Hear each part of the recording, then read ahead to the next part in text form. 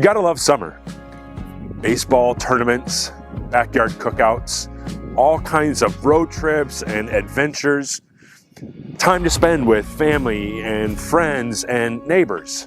Which brings up a really good question for the Jesus follower that challenges us at the summertime. What does it look like to actually follow Jesus' command to love your neighbor? That's what this series in May called Make Your Summer Count is all about. How to love your neighbor. What does that look like? And of course, it obviously starts with how Jesus loved his neighbor, how he loved me and you. But from there, this series is going to talk about practical tools, next steps, so that you can love your neighbor well, so that this summer, everywhere you go and everything you do, you'll have a good time and you'll make it count.